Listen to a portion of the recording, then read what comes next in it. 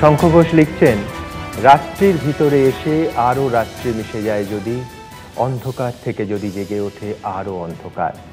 কিন্তু আজকে আমাদের আলোচনার যে অন্ধকার, তাতে কোনো কাব্য নেই, জীবন নেই, আছে শুধু রক্ত, মৃত্যু আর আতঙ্ক। এ অন্ধকার সন্ত্রাসের। আমাদের আজকের যে বিতর্ক, সেটা হচ্ছে সেই সন্ত্রাসের দায় নিয়ে, সন্ত্রাস রোখার দায়িত্ব নিয়ে। আজকের সভায় আমার বাঁদিকে প্রস্তাবের পক্ষে যারা, তাদের প্রশ্ন, কেন ধৃত জঙ্গিরা অস্ত্র কিনতে কিংবা লুকিয়ে থাকতে শেষ পর্যন্ত পশ্চিমবঙ্গকেই বেছে নেয়? কেন এই জঙ্গিরা নজরে রাখছিল বা খোঁজ খবর নিচ্ছিল কলকাতার বিভিন্ন দ্রষ্টব্য আর জনবহুল বিখ্যাত জায়গাগুলোর ওপর? উল্টো দিকে বলাই যায় যে হ্যাঁ, কলকাতা থেকে জঙ্গি গ্রেফতারের ঘটনা নিঃসন্দেহে অশনি সংকেত, কিন্তু তা অঙ্কুরে বিনাশের প্রচেষ্টা, সেটাও তো আছে। সেন্ট্রাল আইবির সতর্কবার্তার 50 দিন ধরে এসটিএফ এর যে কম্বিং অপারেশন, তা তো এই ভরসা যোগায় যে কেন্দ্র এবং রাজ্য, রাজনৈতিক দূরত্ব থাকতে পারে কিন্তু প্রশাসনিক নৈকট্য আছে, সুরক্ষা বাহিনীর নির্মোহ পেশাদারিত্ব আজকের দিনেও আছে। এই দুপক্ষের বক্তব্য নিয়ে আমাদের আজকের এই বিতর্ক। আমাদের সভার প্রস্তাব, এ বঙ্গে নিরাপদ, ও বঙ্গের জঙ্গি, রাজ্য হলো আস্তানা, ভয় হলো সঙ্গী। প্রস্তাবের পক্ষে আমার প্রথম বক্তা সায়ন্তন বসু। নমস্কার। অনেকদিন পরে এবিপি আনন্দের এমন একটি অনুষ্ঠান হচ্ছে যেখানে প্রস্তাবের পক্ষে আমরা বলছি বা আমি বলছি। দেখুন, ও বঙ্গের জঙ্গি এ বঙ্গে আস্তানা নিচ্ছেন কিংবা অন্য জায়গার জঙ্গি এ বঙ্গে আস্তানা নিচ্ছেন, এটা বিষয় নয়। বিষয়টা হচ্ছে যে পশ্চিমবঙ্গ, কলকাতা টেরোরিজমের একটা হাব সেন্টারে পরিণত হয়েছে।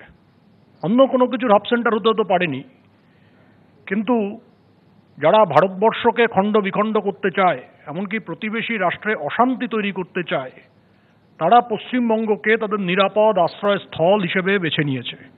তারা এখানে আসে, তারা এখানে মিটিং করে, তারা এখানে লজিং করে, তারা এখানে করিডোর হিসেবে এই এলাকাকে ব্যবহার করে। এটা বহুদিন ধরে বিভিন্ন রকমের এজেন্সির মাধ্যমে আমরা শুনেছি, জেনেছি, সংবাদপত্রে বেরিয়েছে। কিন্তু দুর্ভাগ্যজনকভাবে পশ্চিমবঙ্গের রাজ্য সরকার, রাজ্য প্রশাসন কিছু কারণবশত এই বিষয়ে সম্পূর্ণ নীরব। আমি কতগুলো নাম বলছি। এই নামগুলোর মধ্যে একটা অদ্ভুত সাদৃশ্য আছে। কি কি নাম? নাম হচ্ছে বাবু ভাই, নাম হচ্ছে বাংলা ভাই, নাম হচ্ছে শেখ সমীর, নাম হচ্ছে হারুন রশিদ, নাম হচ্ছে আব্দুল করিম তুন্ডা, নাম হচ্ছে ইয়াসিন ভটকাল। অনেকের কাছে এই নাম খুব চেনা। এই নাম সবাই জানেন, অনেকেই জানেন অত্যন্ত বড় মাপের আতঙ্কবাদীদের নাম। কাউকে এনআইএ গ্রেপ্তার করেছে, কাউকে বিদেশ থেকে গ্রেপ্তার করে আনা হয়েছে, কাউকে কলকাতাতেই গ্রেপ্তার করা হয়েছে। এদের মধ্যে সাদৃশ্য কোথায়? এরা কিন্তু কেউ পশ্চিমবঙ্গের বা কলকাতার মানুষ নয়। এরা কিন্তু বাইরে থেকে কলকাতা বা পশ্চিমবঙ্গে দীর্ঘদিন ধরে কাজ করে এখানে তাদের কেন্দ্র তৈরি করে সন্ত্রাসবাদের জাল পশ্চিমবঙ্গ থেকে সারা ভারতবর্ষে এমনকি প্রতিবেশী রাষ্ট্রে পাঠিয়েছে। বেনারসের বোমা বিস্ফোরণ, দিল্লির বোমা বিস্ফোরণ, মুম্বাইয়ে হামলা কিংবা জার্মান বেকারিতে হামলা, সমস্ত এই ব্যক্তিরা করেছে। এবং দীর্ঘদিন ধরে কবে, কোথায়, কিভাবে তারা কলকাতায় বসেছে, কখন জাকারিয়া স্ট্রিটে মিটিং হয়েছে, কে মুর্শিদাবাদে মিটিং করেছে, কাদের সঙ্গে দেখা করেছে, সেই কথা কিন্তু আজকে সংবাদ মাধ্যমের কারণে এবং কেন্দ্রীয় এজেন্সিগুলো, রাজ্যের এজেন্সিগুলোর মাধ্যমে আমাদের মধ্যে অনেকেই জানেন। কতগুলো নাম, আরো দুটো নাম, মজিদ, আরেকজনের নাম মুসা। কে মজিদ? এই মজিদ রাজাবাজারে থাকতো। মুম্বাই বিস্ফোরণ, যখন ট্রেনে বিস্ফোরণ হলো, একটা সিরিয়াল বিস্ফোরণ হলো, বম্বে পুলিশ এসে এখান থেকে তাকে গ্রেপ্তার করে নিয়ে গেল। কে মুসা? ছদ্মনাম হতে পারে। কয়েকদিন আগে বর্ধমান স্টেশনে বীরভূমের এই ব্যক্তি, তাকে এনআইএ গ্রেপ্তার করল। অর্থাৎ জায়গায় জায়গায় এরকম টেরর হাব ব্যক্তি পশ্চিমবঙ্গের মধ্যে রয়েছে। হয়তো 1% ধরা পড়ছে, হয়তো 2% ধরা পড়ছে, কিন্তু অধিকাংশই তারা বাইরে হয়তো বেরিয়ে যেতে সক্ষম হচ্ছে বা এখনো আমাদের ধরা ছোঁয়ার বাইরে। এবার সমস্যা হচ্ছে যে কেন এদের বিরুদ্ধে ব্যবস্থা নিতে পারা যাচ্ছে না। অন্য রাজ্য তো বলবেন বিস্ফোরণ হয়, অনেক জায়গায় আতঙ্কবাদী হামলা হয়েছে, কিন্তু পশ্চিমবঙ্গে একটা অদ্ভুত মানসিকতা, একটা অদ্ভুত রাজনৈতিক চিন্তা, যে এদের বিরুদ্ধে যদি ব্যবস্থা নেওয়া হয় তাহলে একটি বিশেষ সম্প্রদায়ের ভোট আমরা পাবো না, একটি বিশেষ সম্প্রদায় আমাদেরকে ভোট দেবে না। তার জন্য বর্ধমান থানার একেবারে সামনে খাগড়াগড়, সেখানে যখন বিস্ফোরণ হয় তখন সেখানকার তৎকালীন এসপি বলেন ওটা বিস্ফোরণ নয়, ওখানে গ্যাসের সিলিন্ডার ফেটেছে। আর রাজ্যের মুখ্যমন্ত্রী বলছেন, মঞ্চে দাঁড়িয়ে বলেছেন যে সেখানে নাকি বিস্ফোরণ করিয়েছিল। তিনি কেন্দ্রে ছিলেন, কেন্দ্রীয় এজেন্সিগুলো নাকি এরকম করে থাকে। আজকে তাহলে ভাবুন যে আমরা কোন রাজ্যে বাস করছি। প্রাক্তন মুখ্যমন্ত্রী তিনি একসময় তৎকালীন উপপ্রধানমন্ত্রী তথা ভারতের স্বরাষ্ট্রমন্ত্রীকে বলেছিলেন যে পশ্চিমবঙ্গের মাদ্রাসাগুলো হচ্ছে সন্ত্রাসবাদের আতুর ঘর, কিন্তু এখনো পর্যন্ত সেই মাদ্রাসাগুলোর বিরুদ্ধে রাজনৈতিক কারণে কোনো ব্যবস্থা নেওয়া সক্ষম হয়নি। সেই রাজনৈতিক কারণে ব্যবস্থা নেওয়া যায়নি। অর্থাৎ সেই একই প্রশ্ন যে আমি যদি ব্যবস্থা নিই, যদি এদের বিরুদ্ধে ব্যবস্থা নিই, তাহলে হয়তো এরা আমাকে আগামী দিনে নির্বাচিত করবে না। তার জন্য খাগড়াগড় বিস্ফোরণ হয়েছে। এমনকি এই যে সন্ত্রাসবাদী, এদের দৌড় এতদূর পর্যন্ত পৌঁছেছে, এরা বসিরহাট থেকে শুরু করে কালিয়াচক সমস্ত জায়গায় দাঙ্গাকে পর্যন্ত নিয়ন্ত্রণ করে। এরা স্থির করে কোন দাঙ্গা কতটা হবে, কারণ পশ্চিমবঙ্গের প্রশাসন তাদের কাছে হাত জোর করে আছে। এটা শুধু আজকের ঘটনা নয়, এককালে আমরা আমেরিকান সেন্টারের হামলার কথা দেখেছি, আমরা পার্থ রায়বর্মন নামে এক শিল্পপতির অপহরণের কথা দেখেছি। এবং এই মানসিকতা সেই 80-র দশক থেকে এসছে, যখন কলকাতা পুলিশের ডিসি পোর্ট একজন আইপিএস অফিসার তিনি নিহত হয়েছিলেন, খুন হয়েছিলেন, কিন্তু সম্পূর্ণ এই মানসিকতার কারণে অপরাধীদের বিরুদ্ধে কঠোরতম ব্যবস্থা নিতে সরকার অপারগ ছিল। তার জন্য আজকের দিনে নতুন করে এই সমস্যা আমাদের সামনে এসছে। প্রত্যেক দিন খবর আসছে। এখানে সুমনদা বললেন যে সেন্ট্রাল এবং কেন্দ্র এবং রাজ্য যদি একজোট হয়ে কাজ করে, কেন্দ্র এবং রাজ্যর একসঙ্গে অবশ্যই একজোট হয়ে কাজ করা উচিত। কিন্তু রাজ্যের মুখ্যমন্ত্রী যদি বলেন সেনা রাস্তায় নেমেছে পয়সা তুলতে, তাহলে কোথা থেকে একজোট হয়ে কাজ হবে? রাজ্যের মুখ্যমন্ত্রী যদি বলেন যে রয়ের মাধ্যমে এই ঘটনাগুলো ঘটছে, তাহলে কি করে একজোট হয়ে কাজ হবে? প্রশাসনকে সবার আগে রাজনীতি মুক্ত করার চিন্তা করার কথা ভাবতে হবে। কারণ আজকে যারা এই কাজ এখানে হামলা চালাচ্ছে, যারা আজকে এইখানে বসে ভারতবর্ষের মধ্যে বিভিন্ন রকমের এই ধরনের সন্ত্রাসবাদী কার্যকলাপকে এমনকি প্রতিবেশী রাষ্ট্রে পৌঁছে দেওয়ার কৌশল অবলম্বন করছে, তারা কিন্তু একদিন এই পশ্চিমবঙ্গের সেফ হেভেনকেও ভেঙে তছনছ করে দেবে। তার জন্য দুর্ভাগ্যজনক হলেও সত্যি, যা সারা ভারতবর্ষের কোথাও কেউ সাহস পায় না, হয়তো কোথাও কখনো কাশ্মীরে হয়েছে বা দিল্লির জেএনইউতে হয়েছে, তেমন কলকাতা শহরে বা পশ্চিমবঙ্গ তার জন্য স্লোগান চলছে যে ভারত তেরে হাজার টুকরে হোঙ্গে ইনশাআল্লাহ ইনশাআল্লাহ। এটা দুর্ভাগ্যজনক হলেও সত্যি যে রাজ্যের রাজনৈতিক প্রশ্রয়ের কারণে এই ধরনের দুর্ভাগ্যজনক ঘটনাগুলো ঘটছে। তার জন্য আমি এই প্রস্তাবের অবশ্যই সমর্থন করলাম। ধন্যবাদ। ধন্যবাদ সায়ন্তন বসু। আমি ঠিক দুটো কথা বলবো সায়ন্তন বাবুকে। এক হচ্ছে যে জঙ্গিদের গ্রেফতার নিয়েই এত কথা, সেই জঙ্গিরা তাদের যে ঢোকালো, সে কিন্তু যে সম্প্রদায়ের কথা বারবার ইঙ্গিতে বলছিলেন সায়ন্তনবাবু, সেই সম্প্রদায়ের নয়, বরঞ্চ সায়ন্তনবাবু এবং আমি যে সম্প্রদায়, সেই সম্প্রদায়ের। ধর্মের সঙ্গে সন্ত্রাসবাদকে কি সরাসরি যুক্ত করা যায়? আমার প্রথম প্রশ্ন। দ্বিতীয় প্রশ্ন, অবশ্যই গত মাসে গুজরাটে এটিএস দুজন আইএস জঙ্গিকে গ্রেফতার করেছে। আমরা সবাই সংবাদ মাধ্যমে সেই খবর দেখেছি। গুজরাট বিধানসভা নির্বাচনে তারা বড় সড় হামলার পরিকল্পনা করেছিল। আবার ধরুন গত আগস্ট মাসে, এই 2017-র, উত্তরপ্রদেশের মুজাফফরনগর থেকে আনসারুল্লাহ বাংলার এক জঙ্গিকে উত্তরপ্রদেশ পুলিশের যে অ্যান্টি টেরোরিজম স্কোয়াড তারা গ্রেফতার করে। তাহলে কি এটাও আমরা বলবো সায়ন্তনবাবু যেরকম বলছিলেন, তাহলে গুজরাট কিংবা উত্তরপ্রদেশ আসলে টেরার হাব হয়ে গেছে? কেন্দ্র সরকারের তথ্য ধরি। কেন্দ্র সরকার বলছে, খাগড়াগড়ের কথা হলো, খাগড়াগড়ের মতোই অসম আর ঝাড়খণ্ডে জঙ্গি মডিউল তৈরি করেছিল জামাতুল মুজাহিদিন বাংলাদেশ। তাহলে কি এবার আমাদের বলতে হবে যে বিজেপি শাসিত অসম এবং ঝাড়খণ্ড জঙ্গি মুক্তাঞ্চল? আমি জানি না, নিঃসন্দেহে এই বিতর্কে পরবর্তী সময় এই প্রশ্নগুলো উঠে আসবে। আমার প্রস্তাবের বিপক্ষের প্রথম বক্তা কলকাতা প্রাক্তন পুলিশ কমিশনার গৌতম মোহন চক্রবর্তী। নমস্কার। আমি প্রথমে এবিপি আনন্দকে ধন্যবাদ জানাচ্ছি যে আজকে কলকাতা শহরের স্পেশাল টাস্ক ফোর্স যখন আনসারুল্লাহ বাংলা টিমের 2 সদস্য এবং তার সাথে আমাদের পশ্চিমবঙ্গের এক বাসিন্দাকে গ্রেফতার করে একটি খুব বড়সড় টেররিস্ট অ্যাটাকের হাত থেকে আমাদের সারা ভারতকে বাঁচাচ্ছেন, তখন এরকম একটি অনুষ্ঠান করার জন্যে। এবং আমি মনে করি যে এটি একটি জাতীয় নিরাপত্তা সংক্রান্ত একটি আলোচনা সভা, এবং এখানে আমরা যদি রাজনীতিটাকে একটু দূরে রেখে এই ঘটনার যেগুলি হচ্ছে পরপর এবং তার পরিপ্রেক্ষিতে আমরা সবাই মিলে কি করে আমাদের ভারতবর্ষকে, আমাদের দেশবাসীকে সুরক্ষিত রাখতে পারবো তাই নিয়ে আলোচনা করি, তাহলে বোধহয় আমাদের আজকে আলোচনাটি অনেক বেশি সুচিন্তিত এবং একটি প্রয়োজনীয় আলোচনায় পর্যবসিত হবে। যে কথাটি একটু আগে আমার পূর্ববর্তী বক্তা বললেন, সেটি আলোচনা করার আগে একটা জিনিস বুঝে নেওয়া দরকার যে কেন বাংলাদেশ থেকে যারা পালিয়ে ভারতবর্ষে আসেন তারা পশ্চিমবঙ্গ এবং পশ্চিমবঙ্গের অন্যান্য যে পশ্চিমবঙ্গের পাশের অন্যান্য রাজ্যগুলিতে ঢোকেন, এটা আগে বোঝা দরকার। আপনারা সকলেই জানেন যে ভারত বাংলাদেশের যে বর্ডার, যে সীমান্ত রয়েছে, এটি হচ্ছে সারা পৃথিবীর পঞ্চম দীর্ঘতম একটি সীমান্ত।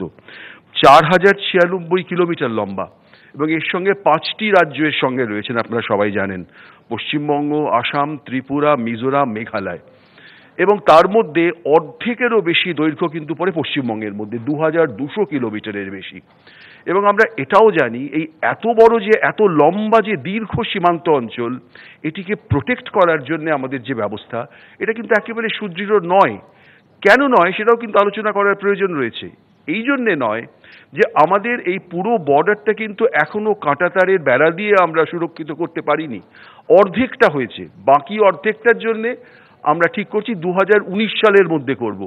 কিন্তু আপনারা জানেন যে অন্যান্য রাজ্য এবং আমাদের রাজ্যেও জমি অধিগ্রহণ একটি বিরাট একটি অত্যন্ত কঠিন ব্যাপার, এবং জমি অধিগ্রহণ যদি না হয় তাহলে কিন্তু আমরা বাকি অর্ধেক যে দৈর্ঘ্য আমরা এখনো কাঁটাতারের বেড়া দিয়ে সুরক্ষিত করতে পারিনি, সেটা কিন্তু সুরক্ষিত করতে পারবো না। এটা আমাদের মনে রাখা দরকার। তার পাশে এটাও মনে রাখা দরকার যে ভারত বাংলাদেশের এই যে আমাদের সীমান্ত, এটা কিন্তু খালি ল্যান্ড বর্ডার নয়, এখানে ল্যান্ড বর্ডার রয়েছে, প্রায় 70 কিলোমিটার রিভারাইন বর্ডার রয়েছে, এখানে জঙ্গল রয়েছে। আমরা যদি ভারত বাংলাদেশের যে মেঘালয়ে যাই, সেখানে দেখবো আমরা সেখানে বিরাট একটা জঙ্গলের মতো জায়গা, সেখান দিয়ে কিন্তু সীমান্ত গেছে।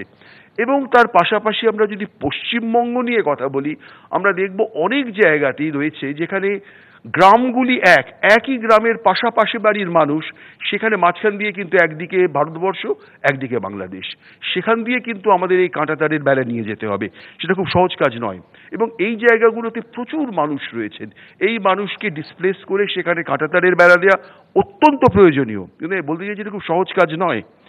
এইটা মাথায় রেখে এটাও দেখা দরকার যে এই বর্ডার সুরক্ষিত যারা করেন, বর্ডার সিকিউরিটি ফোর্স, আমরা সবাই জানি 1965 সালে একজন অত্যন্ত প্রবাদ প্রতিম আইপিএস অফিসার KF রুস্তমজি, তিনি এই আমাদের ফোর্সটিকে তিনি প্রথম স্থাপিত করেছিলেন। এবং তখন এই বিএসএফ এর একমাত্র কাজ ছিল আমাদের বর্ডারকে সুরক্ষিত করা এবং বর্ডার সংলগ্ন যে সমস্ত ঘটনাগুলি ঘটে, যেমন ধরুন চোরাচালান, ইনফিলট্রেশন, এগুলো বন্ধ করা। কিন্তু আমরা বেশ কয়েক বছর ধরে, আমি বলবো কয়েক দশক ধরে দেখছি যে আমরা বিএসএফকে কিন্তু বেশ বড়ভাবে কাউন্টার ইনসার্জেন্সি এবং ইন্টারনাল সিকিউরিটি ডিউটিতে আমরা ব্যবহার করছি। তার ফলটা কি হচ্ছে যে বিএসএফ এর অফিসার এবং ফোর্স যাদের মূল কাজ ছিল আমাদের এই বর্ডারকে সুরক্ষিত করা, তারা কিন্তু অনেকাংশে চলে আসছেন বিভিন্ন রাজ্যে। যখন আমাদের জায়গায় কোনো একটা জায়গায় নির্বাচন হয়, আমরা দেখি বহু ব্যাটালিয়ন বিএসএফ সেখান থেকে চলে আসছে। কিন্তু এটা মনে রাখা দরকার, যে ফোর্স ওখান থেকে আসছে তাদের পরিপূরক কিন্তু কোনো ফোর্স সেখানে যাচ্ছে না। রাজ্যের রেসপন্স কি?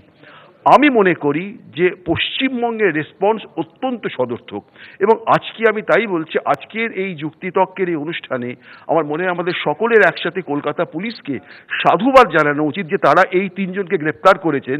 এবং এই গ্রেপ্তারের ফলে শুধু পশ্চিমবঙ্গে নয়, পশ্চিমবঙ্গ সহ সারা ভারতবর্ষে হয়তো অনেক বড় টেররিস্ট ঘটনার থেকে আমরা আজকে নিরাপদ বোধ করছি। একটু আগে আমার পূর্ববর্তী বক্তা একটি ঘটনার কথা বললেন, খাগড়াগড়ের কথা। আমরা জানি খাগড়াগড়ের ঘটনা, কিন্তু এখন ইন্টারনেটের সুবাদে আমরা সবাই কিন্তু সবকিছু দিয়ে জানতে পারি। আপনি যদি দেখেন খাগড়াগড়ের যে চার্জশিটটা পড়ে দেখেন, সেই চার্জশিটে দেখবেন সেখানে কিন্তু শুধু পশ্চিমবঙ্গের কারোর বিরুদ্ধে কিন্তু চার্জশিট হয়নি। এবং এই চার্জশিট দিয়েছেন কিন্তু ভারতবর্ষের একটি অন্যতম সেরা investigating agency, national investigating agency NIA। তারা বলেছেন যে আপনার জামাতে উল মুজাহিদিন বাংলাদেশ, তারা কিন্তু তাদের যে কাজকর্মের বিস্তার সেটা কোথায় করেছে? পশ্চিমবঙ্গে করেছে, আসামে করেছে, ঝাড়খণ্ডে করেছে। এবং শুধু তাই নয়, আপনি যদি দেখেন যে চার্জশিট, সেই চার্জশিটের মধ্যে যারা যারা চার্জশিটে রয়েছেন, এখানে কিন্তু পশ্চিমবঙ্গের বাইরেরও অন্যান্য রাষ্ট্রেরও কিন্তু অনেক লোক রয়েছে, অন্যান্য রাজ্যেরও অনেক লোক রয়েছেন। তাহলে আমরা কি করে বলবো যে আমাদের পশ্চিমবঙ্গ হচ্ছে একটা টেররিজমের আতুর এবং যেখানে আমরা কোনো অ্যাকশন নিচ্ছি না? আমার মনে হয় এই কথাটি সম্পূর্ণ রকম ভুল। এবং এটাও আমার এখানে সবার সামনে বলা উচিত, এই এবিটির যারা ধরা পড়েছে তারা কিন্তু এর আগে পাটনাতে গেছিল, এবং যখন পাটনায় যায় তখন কিন্তু ওদের প্রথম গতিবিধি ধরা পড়েছিল। এবং সেন্ট্রাল এজেন্সি যখন কলকাতা পুলিশকে অ্যালার্ট করে সেপ্টেম্বর মাসে দুর্গাপুজোর আগে, তারপর থেকে কলকাতা পুলিশ একদম একনিষ্ঠভাবে ওদের পিছনে লেগে থেকে আজকে ধরতে পেরেছে। এবং দেখা গেছে তারা শুধু কলকাতা নয়, এরা হায়দ্রাবাদে গেছে, এরা ব্যাঙ্গালোরে গেছে। তাহলে কি আমরা ধরে নেব যে এইসব জায়গাগুলো হচ্ছে সেফ হ্যাভেনের জন্য? এটা কিন্তু মোটেই নয়। কলকাতার মতো বড় শহরে কেমিক্যালস পাওয়া অনেক সহজ, তারা সেই কেমিক্যালসের জায়গাগুলিকে খোঁজার চেষ্টা করবেন, কারণ এই কেমিক্যালস ছাড়া আমরা জানি যে আইইডি বলে যাকে বলা হয়, ইম্প্রোভাইজড এক্সপ্লোসিভ ডিভাইস, সেগুলো তৈরি করা সম্ভব নয়। সব মিলিয়ে আমি খুব পরিষ্কার করে বলতে চাই যে আমরা সকলেই আজকের এই অনুষ্ঠানে যদি কলকাতা পুলিশ, ভারতের সমস্ত ইনভেস্টিগেটিং এজেন্সি, গোয়েন্দা সংস্থা, এদের সবাইকে সাধুবাদ জানিয়ে বলি, আমরা সবাই তোমাদের সঙ্গে আছি। এ ব্যাপারে কোনো রাজনীতি নেই। আমরা যে টেররিস্ট হবে, ভারতবর্ষের হোক, বাংলাদেশের হোক, যেখানকারই হোক, তার বিরুদ্ধে আমরা কিন্তু অ্যাকশন নেব। নমস্কার। ধন্যবাদ গৌতম দা। নিঃসন্দেহে সবাইকে সাধুবাদ থাকবে, কিন্তু পাশাপাশি কিছু প্রশ্নও থাকবে। 2002 সালের সেই 22শে জানুয়ারি কলকাতার মার্কিন তথ্যকেন্দ্রে যখন হামলা হলো, পুলিশ কর্মীরা তারা কতটা প্রস্তুত ছিলেন সে প্রশ্ন উঠেছিল। তাদের আঘাত, তাদের গুলি পিঠের দিকে ছিল। অর্থাৎ আমরা আফতাব আনসারী সেই পরিকল্পনা রোখার ক্ষেত্রে সেদিন কতটা প্রস্তুত ছিলাম সে প্রশ্ন উঠবে।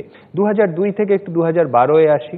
8ই এপ্রিল কলকাতার মেটিয়াবুরুজ এলাকায় লোহাগলি মসজিদ তালাও যে এলাকা, সেখানে প্রথম শক্তিশালী আইইডি বিস্ফোরণ হলো। পুলিশকে নাকি ঘটনাস্থলে ঢুকতেই দেয়া হয়নি। পরে এনআইএ তদন্ত, যে তদন্তের কথা গৌতম দা বলছিলেন, সেখানে দেখা গেল যে বিস্ফোরণ স্থলের কাছেই লুকিয়ে ছিল খাগড়াগড় বিস্ফোরণে নিহত যে বাংলাদেশি নাগরিক শাকিল গাজী, সেই শাকিল গাজী নিজে। সেদিন পুলিশ যদি ঘটনার গুরুত্ব বুঝতে পারত, তাহলে হয়তো খাগড়াগড়ের ঘটনা আগেই রোখা যেত। কাজেই এই তদন্তের তৎপরতা নিয়েও কখনো কখনো কিন্তু প্রশ্ন থেকেই যায়। প্রস্তাবের পক্ষে আমার দ্বিতীয় বক্তা সমীক ভট্টাচার্য। নমস্কার। আমি গৌতম মোহন চক্রবর্তীর সঙ্গে প্রায় 90% ক্ষেত্রেই একমত। কারণ আমাদের ইন্দো বাংলাদেশ বর্ডার, সেটা শুধু আমি যদি পশ্চিমবঙ্গের হিসাবে টেনে আনি, তাহলে দেখা যাবে 2217 কিলোমিটার বর্ডার। মালদা থেকে আমাদের দক্ষিণবঙ্গের পুরো অংশটা, তার আয়তন হচ্ছে 913 কিলোমিটার। এর মধ্যে 50% হচ্ছে ইমাজিনারি বর্ডার, মানে যেখানে নদী আছে, জলপথ আছে, যেখানে নিশ্চিতভাবে চিহ্নিত করে দেওয়া যায় না কোন অংশ বাংলাদেশে আছে এবং কোন অংশ ভারতবর্ষের মধ্যে আছে। এবং আমি এটাও বিশ্বাস করি যে শুধুমাত্র বিএসএফ এর পক্ষে, কোনো রাজ্য পুলিশের পক্ষে ইনফিল্ট্রেশন রোখা সম্ভব নয়, চোরাচালান বন্ধ করা সম্ভব নয়। এত ম্যান পাওয়ার না কেন্দ্র সরকারের কাছে আছে, না রাজ্য সরকারের কাছে আছে। আর এই ধরনের একটা পোরাস বর্ডারে যদি হিউম্যান ট্রাফিকিং চলে, যদি কেউ ক্যাটল করিডোর অপারেট করতে চায়, যদি প্রতিনিয়ত চোরা কারবার চলে, যদি কলকাতায় ফ্লেশ ট্রেডের জন্য বারবার ওখানকার মেয়েদের এখানে ধরে নিয়ে আসা হয়, পুলিশ, বিএসএফ কেউ সেটাকে আটকাতে পারবে না। কিন্তু সেটা আটকানোর জন্য একটা নির্দিষ্ট রাজনৈতিক সচেতনতার প্রয়োজন, জনসচেতনতার প্রয়োজন, একটা পলিটিক্যাল উইলের প্রয়োজন, যে আমি এটা করতে চাই কারণ আমি একটা ভলকানোর উপরে বসে আছি। সন্ত্রাসবাদ শুধু কোনো দেশ, শুধু কোনো রাজ্যের মধ্যে সীমাবদ্ধ নয়। It's a hydra headed monster. সারা পৃথিবীর, ইউএনওর প্রত্যেকটা দেশ আজকে স্বীকার করেছে ধর্মীয় সন্ত্রাসবাদ, ইসলামিক ধর্মীয় সন্ত্রাসবাদ এই মুহূর্তে বিশ্বের কাছে সবচেয়ে বড় চ্যালেঞ্জ। এই সন্ত্রাসবাদ শুধু সিরিয়াতে, শুধু লন্ডনে, শুধু গ্রিসে, শুধু আমেরিকায় সীমাবদ্ধ নয়। আর আমরা এখানে আলোচনা করছি আজকের পশ্চিমবঙ্গে সাম্প্রতিক যে কজন গ্রেপ্তার হয়েছে তাদেরকে নিয়ে। আমার মনে হয় এটা কোনো তৃণমূল কংগ্রেস, সিপিএম, বিজেপি বা অন্য কোনো বুদ্ধিজীবী সমাজের মধ্যে সীমাবদ্ধ রাখলে চলবে না। আমি কোনো রাজনৈতিক বিতর্ক এটা নিয়ে করতে চাইছি না, আমি দু একটি প্রশ্ন খালি আপনাদের সামনে তুলতে চাইছি। দেখুন, 1971 সালে যখন ভারতের সঙ্গে পার্শ্ববর্তী রাজ্য পাকিস্তানের যুদ্ধ হয়েছিল, তখন সেদিনের প্রবাদপ্রতিম বিরোধী দলনেতা অটল বিহারী বাজপেয়ী শ্রীমতী ইন্দিরা গান্ধীকে দেবী দুর্গার সঙ্গে তুলনা করে তাকে আহ্বান করেছিলেন যে আপনি এগিয়ে আসুন, সমস্ত শক্তি আপনার সঙ্গে আছে, আজকে জাতীয় নিরাপত্তার প্রশ্নে, জাতির স্বার্থে আজকে কেউ আপনার বিরোধিতা করবে না। আমরা দেখলাম 9/11 আমেরিকার দুটি সৌধ ভেঙে চুরমার করে দিল সন্ত্রাসবাদীরা। সেদিন আমেরিকার প্রেসিডেন্ট বুশ মানুষের সামনে দাঁড়িয়ে বললেন যে সন্ত্রাসবাদীরা আমাদের দুটো বড় ইমারতকে ভেঙে চুরমার করে দিয়েছে, কিন্তু আমাদের গণতন্ত্র, সন্ত্রাসবাদের বিরুদ্ধে আমাদের লড়াইয়ের যে মানসিকতা সেটা তারা কোনোদিন ভেঙে দেবে না। আমেরিকায় চূড়ান্ত ইন্টেলিজেন্স ল্যাবস, চূড়ান্ত ব্যর্থতা, কিন্তু তারপরেও সেখানে কোনো বিরোধী দলনেতা, কোনো বিরোধী রাজনৈতিক শক্তি, আমেরিকার কোনো মানুষ দাঁড়িয়ে তৎকালীন সরকারের সমালোচনা করেনি, ঐক্যবদ্ধভাবে তারা এই আক্রমণের বিরোধিতা করেছিল। আজকে যদি আমরা পশ্চিমবঙ্গের দিকে দেখতে চাই, পশ্চিমবঙ্গের তো এটা কোনো বিচ্ছিন্ন ঘটনা নয়। আমরা খাগড়াগড় দেখেছি, খাগড়াগড়ের সঙ্গে কারা কারা যুক্ত ছিলেন তাদেরও দেখেছি। আমরা দেখেছি খাগড়াগড়কে যে কথা সায়ন্তন বলল যে সেখানে একটা গ্যাস সিলিন্ডার ব্লাস্ট হয়েছে, একজন শাসক দলের নেতা সেখানে গিয়ে মিছিল পর্যন্ত করলেন। গৌতম বাবু যখন নিজে পুলিশ সার্ভিসে ছিলেন তখন তিনি জানেন যে মহারাষ্ট্র থেকে প্রায় 50 জনের বেশি বাংলাদেশি ইনফিল্ট্রেটরকে চিহ্নিত করে গ্রেপ্তার করে ডিপোর্ট করবার জন্য যখন তাদের কলকাতায় পাঠানো হচ্ছিল, তদানীন্তন শাসক দলের একজন এমএলএ উলবেড়িয়া স্টেশন থেকে তাদের ছিনিয়ে নিয়ে চলে গেল। তারা নীল আকাশে মিশে গেছে, তাদের খোঁজ আজ পর্যন্ত পাওয়া যায়। আপনি বিএসএফ এর কথা বলছেন, পুলিশ অ্যাডমিনিস্ট্রেশনের কথা বলছেন। বিএসএফ এর দায়িত্ব তো অত্যন্ত এখন সীমাবদ্ধ। বিএসএফ কোনো ইনফিল্ট্রেটরকে অ্যারেস্ট করে, হিউম্যান ট্রাফিকিং এর কেসে তারা অ্যারেস্ট করে তারা একটা কেস রেজিস্টার করে তারা পুলিশের কাছে হ্যান্ড ওভার করে, পুলিশ ফরেনসিক অ্যাক্টে তাদের বুক করে। তারপর দায়িত্ব হচ্ছে পুলিশ এবং এনজিওর। আজ পর্যন্ত গত 2 বছরে বিএসএফ কত অ্যারেস্ট করেছে এবং কজনকে ডিপোর্ট করা গেছে পশ্চিমবঙ্গে সেই সংখ্যা কেউ দিতে পারবেন না। আসলে আমাদের সার্বিকভাবে একটা মানসিকতা তৈরি হয়েছে। আমরা কেউ কেউ মনে করছি যে একটা সম্প্রদায় মানে সেই তাকে চিহ্নিত করে দেওয়া হচ্ছে যে তারা সকলেই মৌলবাদী। আমি ঘটনাচক্রে মাত্র 17 মাসের জন্য একটি জায়গা থেকে বিধানসভার সদস্য ছিলাম, যেখানে প্রায় অর্ধেক ডেমোগ্রাফি সম্পূর্ণ সংখ্যালঘু, অর্ধেক সংখ্যাগুরুরা অর্ধেক। তা সেখানে সীমান্তে আমার ব্যক্তিগত যে অভিজ্ঞতায় দেখলাম, একদিন আনন্দবাজার কাগজে প্রকাশিত একটি খবর, 11 জন ফেক আধার কার্ড নিয়ে ধরা পড়লো। যারা পাচার করে তাদের বলা হয়, এই শব্দটার লোকাল টার্মিনোলজি হচ্ছে ধুড়, এবং যে পার করে তাদের বলা হয় আড়কাঠি। সেই আড়কাঠিকে গ্রেপ্তার করা হলো। বসিরহাট কোর্টে যেদিন তাদের প্রডিউস করা গেল সেদিন কোনো সরকারি পিপিকে সেখানে দেখা গেল না। ফ্লেশ ট্রেডের জন্য নিয়ে আসা 9 জন মহিলা সমেত একজনকে অ্যারেস্ট করা হলো। সেই মেয়েগুলো কোথায় গেল কেউ জানে না। অর্থাৎ সামগ্রিকভাবে আমরা কিভাবে জিনিসটা দেখছি, আমরা যদি গত 4-5 বছর ধরে পশ্চিমবঙ্গের চেহারাটা দেখি, তাহলে দেখবেন বিভিন্ন জায়গায় কান পেতে একটু শুনুন। উত্তর 24 পরগনা, দক্ষিণ 24 পরগনা, মুর্শিদাবাদে ইসলামিক জলসা মিলাদের নামে কি ভাষা প্রচার চলেছে। যে ভাষাগুলো আমরা এখন শুনতে পাচ্ছি, এই ভাষাগুলো নজরুল ইসলামের ভাষা নয়, এস ওয়াজেদ আলীর ভাষা নয়, এমনকি আবুল বাসারের ভাষা নয়। আমরা নীরবে এটা দেখছি। আমরা বিভিন্ন জায়গায় দেখছি গ্লোরিফাই করা হচ্ছে মোহাম্মদ ঘড়িকে, মিলাদের নামে, জলসার নামে। বাংলাদেশ থেকে আগত যে মানুষগুলো এখানে করছে তার বিরুদ্ধে যে হেড স্পিচ চালাচ্ছে। আমাদের দক্ষিণবঙ্গের একটি দাঙ্গার পরে মুখ্যমন্ত্রী সম্পর্কে যে ধরনের ঔদ্ধত্যপূর্ণ ভাষণ দিলেন একজন মুসলিম যাজক, একবারের জন্য সরকার তার বিরুদ্ধে কোনো ব্যবস্থা নেয়নি। আমরা যদি মনে করি যেটা শুধুমাত্র রাজনীতি, শুধুমাত্র বিভাজন, শুধুমাত্র একটি সম্প্রদায়কে কেন্দ্র করে নিজেদের ভোটকে সুরক্ষিত রাখবো, তাহলে কিন্তু সেদিনের আর বেশি দেরি নেই যেদিন একযোগে সবাইকে মিলে রাস্তায় নামতে হবে। আজকে শান্তিপূর্ণ বিভিন্ন সম্প্রদায়ের মধ্যে যারা এই হিংসা ছড়াচ্ছে, তাদের মনে রাখা উচিত যে কোনো রাজনীতি নয়। পি চিদম্বরম কমিটির রিপোর্ট, তিনি বলছেন যে 90% সীমান্তবর্তী গ্রামগুলো আজকে ভোলাটাইল। কেউ চিহ্নিত করতে পারছেন না কে বিদেশ থেকে আসছেন, কেউ এখান থেকে আসছেন। তাপসবাবু কিছুদিন আগে রাজারহাটের ওখানের সিপিআইএম দলের চেয়ারম্যান ছিলেন, এখন তৃণমূল কংগ্রেসে যোগ দিয়েছেন। সেই তাপসবাবুর একটি বিবৃতি খবরের কাগজে প্রকাশিত হয়েছে, আবার বলছি সৌজন্যের খাতিরে আনন্দবাজার পত্রিকায়, যে সাম্প্রতিককালে কিছু মানুষকে দেখছি এবং তারা যে ধরনের লিফলেট দিচ্ছেন এবং যে ধরনের তারা বক্তব্য রাখছেন, তার সঙ্গে আমাদের গতানুগতিক চিন্তা ভাবনার কোথাও কোনো মিল নেই, কোনো ব্যবস্থা নেওয়া হয়নি। সন্ত্রাসবাদী কার্যকলাপের সঙ্গে পশ্চিমবঙ্গ যে যুক্ত, কারণ প্রত্যেকটা ঘটনার মধ্যে এখানে বাংলাকে আলাদা করে চিহ্নিত করলে হবে না। ভারতবর্ষের সাম্প্রতিক সবকটা ব্লাস্টের সঙ্গে পশ্চিমবঙ্গের নাম প্রত্যক্ষ এবং পরোক্ষভাবে জড়িয়ে গেছে। 26/11 ব্যবহৃত 2টো সিম কার্ড মধ্য কলকাতা থেকে কেনা হয়েছিল। গুজরাটের মুখ্যমন্ত্রী, বর্তমানের প্রধানমন্ত্রী, তাকে খুন করবার জন্য যে উগ্রপন্থীরা এসেছিল গোজাডাঙ্গা বর্ডারের পাশ দিয়ে, তারা ইন্টারোগেশনে স্বীকার করেছে। নিউ দিল্লি রেলওয়ে স্টেশনে তারা ধরা পড়েছে 3 জন। তারা কোথায় ছিল, কোন এলাকায় উত্তর 24 পরগনায় ছিল, সেটা এখানকার পুলিশ জানেন। রাজনৈতিক সদিচ্ছার প্রয়োজন আছে। সিমির প্রতিষ্ঠাতা সদস্যকে যদি ভারতবর্ষের সর্বোচ্চ কক্ষে কেউ পাঠিয়ে দিয়ে থাকেন, তার দায়িত্ব কে নেবে? প্রকাশ্যে দাঙ্গায় অভিযুক্ত ব্যক্তিদের যদি দিনের পর দিন এমপি করে করে এলিভেশন হয়, তাহলে আজকে কালিমা লাগবে পশ্চিমবঙ্গের মুখে।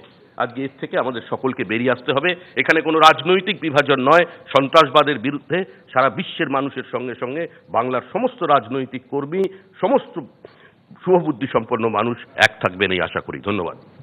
ধন্যবাদ শ্রমিক। শ্রমিক বললেন যে আমরা আগ্নেয়গিরির ওপর বসে আছি, কিন্তু বিএসএফ নিয়ে কথা হবে না।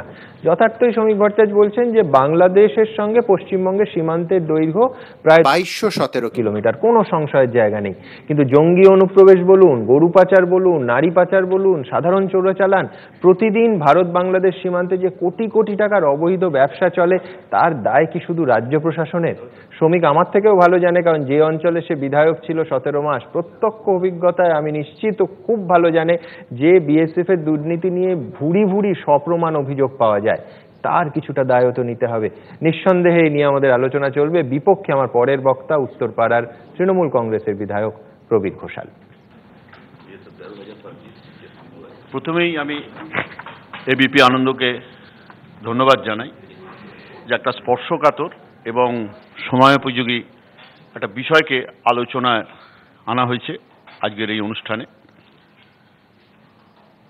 আমরা যে সমস্যাটা নিয়ে আলোচনা করছি, সেই সমস্যাটা আমরা সকলেই জানি, এটা পশ্চিমবঙ্গ, ভারতবর্ষ, বাংলাদেশের সমস্যা নয়, সারা দুনিয়ার, গোটা বিশ্বের একটা মস্ত বড় সমস্যা এই জঙ্গি সমস্যা। এবং এই বলছিলেন আমার একজন অতিথি বলছেন, আজকেও সিরিয়াতে 11 জন মানুষ নিহত হয়েছে। এরকম খবর প্রতিদিনই আমরা কোথাও না কোথাও হচ্ছে পাই। পশ্চিমবঙ্গের যে প্রেক্ষাপট আমরা আলোচনা করছি, একটু পিছিয়ে যেতে হবে। আমরা পশ্চিমবঙ্গের একটা 34 বছরের সরকার দেখেছি, আবার 6.5 বছরের একটা সরকার দেখছি। সেই 34 বছরে আমরা দেখেছি যে আঞ্চলিকভাবে সন্ত্রাসবাদকে যেভাবে উৎসাহ দেওয়া হচ্ছে, তাতে অন্য জায়গার যারা সন্ত্রাসবাদী, অন্য দেশের, অন্য প্রদেশের যারা সন্ত্রাসবাদী, তারা বোধহয় উৎসাহিত হচ্ছিল যে আমরা পশ্চিমবঙ্গে গেলে একটা নিরাপদ আশ্রয় পাব। আমরা আনন্দমার্গীর গণহত্যা থেকে শুরু করে ছোট আঙড়িয়ার গণহত্যা দেখেছি, কিন্তু কোথাও অপরাধীদের শাস্তি হতে দেখিনি। এমনকি আমাদের পশ্চিমবঙ্গে থানার ওসি খুন হয়ে গেছে, সেখানে শাসক দলের মন্ত্রী, তার নাম যুক্ত হয়েছে, কোনো অপরাধী ধরা পড়েনি। এইটা হচ্ছে আমার মনে হয় যে পশ্চিমবঙ্গে সন্ত্রাস খুব ভালোভাবে চলতে পারে, সন্ত্রাসবাদীরা খুব ভালোভাবে থাকতে পারে, এইটা হচ্ছে একটা দিক। আর একটা দিক হচ্ছে আমরা বারবার আলোচনা করছি, এবং বিজেপির আমার দুই বন্ধু তারা বলে গিয়েছেন, একটা সম্প্রদায়ের কথা বলেছে ইঙ্গিতে, আভাসে। সেই সম্প্রদায়কে আমরা যখনই পারি, কিছু রাজনৈতিক দল, কিছু মানুষ, তাদের সেই সম্প্রদায়ের গায়ে একটা কালি লেপে দেওয়ার চেষ্টা করি। কিন্তু আমরা এইটা বলি না যে ওই সংখ্যালঘু, আমি সরাসরি বলছি, এই সংখ্যালঘু সম্প্রদায়কে আমরা ভোট ব্যাংক হিসেবে ব্যবহার করে এসেছি, এবং তাদের মধ্যে শিক্ষা, অর্থনৈতিক উন্নয়ন, আমরা কিচ্ছু তার দিকে তাকাইনি। আমি মুখ্যমন্ত্রী মমতা বন্দ্যোপাধ্যায়কে সালাম জানাবো যে তিনি ক্ষমতায় আসার পরে, আপনারা দেখুন, বলা হচ্ছে মাদ্রাসা স্কুলগুলো সন্ত্রাসবাদের আঁতুড়ঘর। হতে পারে না। অনেক ভালো ভালো ছেলেমেয়ে মাদ্রাসা শিক্ষায় শিক্ষিত হন, আবার সেখানে সন্ত্রাসবাদীরাও আশ্রয় নেয়। এই যে সন্ত্রাসবাদ, তাকে নির্মূল করতে গেলে এই যে সম্প্রদায়ের ঘাড়ে আমরা দোষ চাপিয়ে দিচ্ছি, তাদের যে উন্নয়নের কথা ভোট ব্যাংক হিসেবে না ভেবে মমতা বন্দ্যোপাধ্যায় মুখ্যমন্ত্রী হওয়ার পর ভেবেছি। আমি বিধায়ক হয়ে দেখেছি এত ছাত্রছাত্রী সংখ্যালঘু সম্প্রদায়ের, তারা নানা রকম বৃত্তি, তারপরেতে তারা কন্যাশ্রী, তারা সবুজ সাথীর এসব সুফল পেয়ে তারা অনেকটা, এই যে শিক্ষার আলো সেখানে পৌঁছয়নি, পৌঁছতে দেওয়া হয়নি, যে তাদেরকে অশিক্ষিত করে রাখো, তাহলে মগজ ধোলাই করতে সুবিধা হবে। সুতরাং এইটা একটা বিরাট দিক। দার্জিলিং জঙ্গি শুধু একটা সম্প্রদায়, মৌলবাদ শুধু একটা সম্প্রদায়ের আমি বিশ্বাস করি না। মৌলবাদ আমাদের মতো যেসব দেশে হিন্দু আছে, ভারতবর্ষে হিন্দু মৌলবাদ সেটাও তাদেরও কোনো ক্ষমা করা যায় না। তারা যে সমস্ত ঘটনা ভারতবর্ষে ঘটিয়েছে এবং সেটাও এখানে জঙ্গিদের উৎসাহিত করার পক্ষে, সেটাও কিছু কম অপরাধ নয়। এই যেটা বলছিলাম দার্জিলিং, আপনারা দেখেছিলেন সুভাষ ঘিসিং একটা ভয়ঙ্কর অবস্থা তৈরি করেছিলেন দার্জিলিংয়ে। 1200 মানুষ খুন হয়েছিল, তাতে ছাত্র, ব্যবসায়ী, সিআরপিএফ সবাই ছিলেন। 4 বছরের মধ্যে 1200 মানুষ দার্জিলিংয়ে খুন হয়েছিল। সেই বিচ্ছিন্নতাবাদী আন্দোলন, সেখানেও বিদেশি মদত ছিল, জঙ্গি তৎপরতা ছিল, সেই আন্দোলনটা চলেছিল। এখান থেকে রাইটার্স বিল্ডিং থেকে বসে কলকাতায় বসে খুব জোর শিলিগুড়ি পর্যন্ত গিয়ে যত হুঙ্কার, তাতে আন্দোলনের যে বিষ বাষ্প সেটা আরো বেশি করে ছড়িয়ে পড়েছে।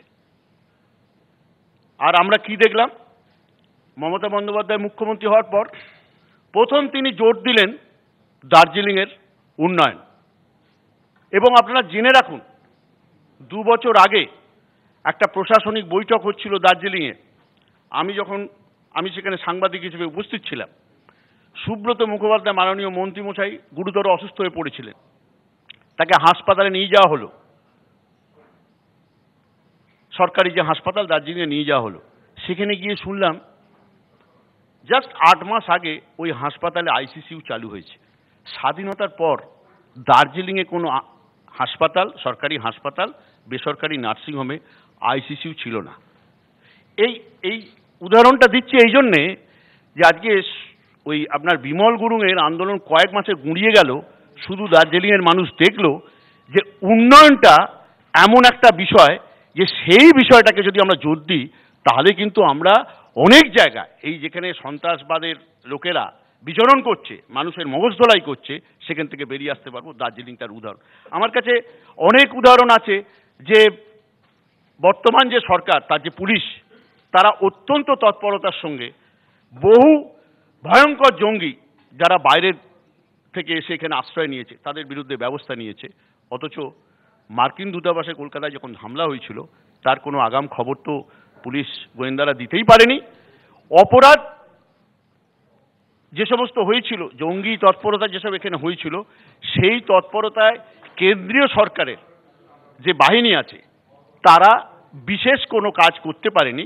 কিন্তু পরিবর্তনের পর মামাটি মানুষের যে সরকার এসেছে, আমি তার লিস্ট ধরে বলে দিতে পারি, অনেক বড় বড় জঙ্গি এইখান থেকে ধরা পড়েছেন এবং আমাদের পুলিশ প্রশাসন দক্ষতার সঙ্গে সেই কাজটা করেছে।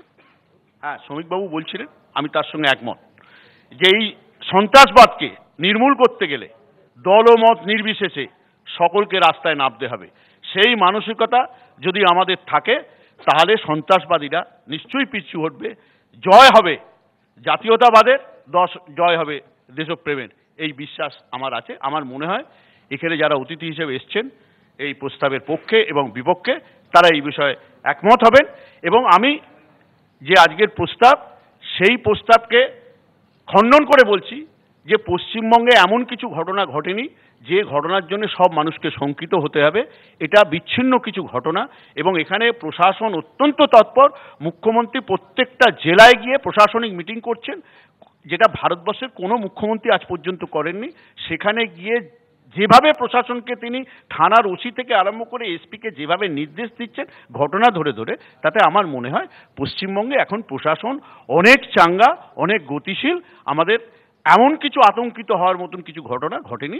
তবে আমাদের সকলে সজাগ থাকতে হবে এবং ঐক্যবদ্ধ হতে হবে। এইটা আমাদের আজকের এই আলোচনা থেকে বেরিয়ে আসুক, এইটাই হচ্ছে আমার কামনা। আমি সেটাই সকল বক্তার কাছে সেই আলোচনায় প্রার্থনা করব যে আমরা যেন সবাই একজোট হয়ে এই শত্রুদের মোকাবিলা করতে পারি। নমস্কার। অনেক ধন্যবাদ প্রবীরদা।